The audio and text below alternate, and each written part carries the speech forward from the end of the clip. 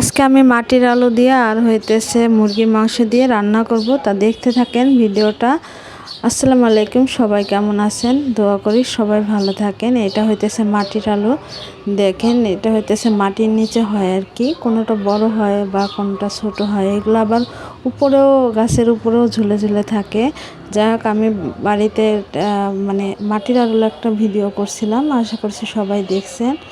এটা হইতেছে ভর্তা খাওয়া যায়, রান্না করে খাওয়া যায়, ঝোল করে খাওয়া যায় আর কি, ভেজেও খাওয়া যায়, অনেকভাবেই খাওয়া যায়। দেখেন, এই আলুগুলা হচ্ছে আমি কাটে সুন্দর করে লবণ দিয়ে ধুয়ে তারপর হচ্ছে যে দেখেন আমি ভাজতেছি।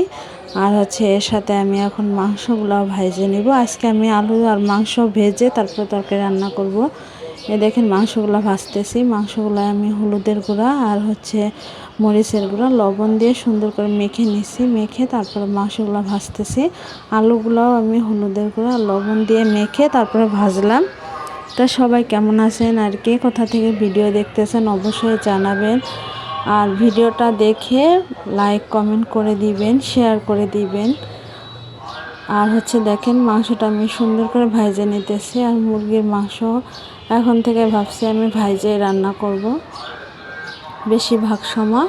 তবে আমার ভাজা মুরগির মাংস বেশি একটা ভালো লাগে না, এমনি ভুনা করলে বেশি ভালো লাগে। যাই হোক, আমি এই যে দেখেন আদা রসুন বাটা দিয়ে দিলাম।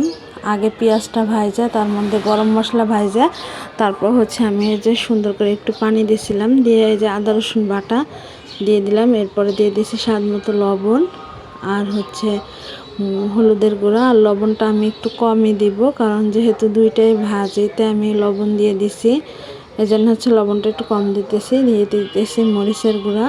এখন আমি মশলাটা সুন্দর করে কষাই নিতে হবে। একটু পানি দিয়ে দিয়েছিলাম আমি। দেখেন তেল উঠে আসছে, আর তেল উঠে আসলে কিন্তু মশলা কষানো হয়ে যায়।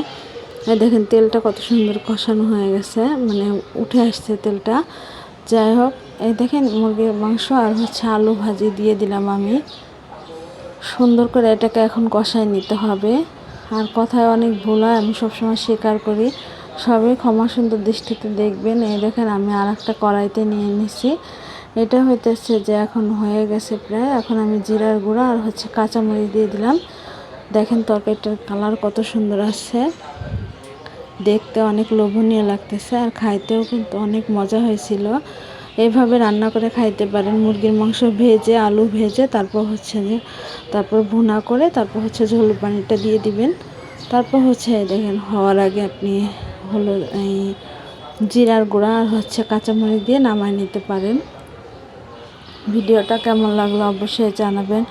সবাই আমার পাশে থাকবেন, আমি আপনাদের পাশে আছি। সবাই দোয়া করবেন। আল্লাহ হাফেজ।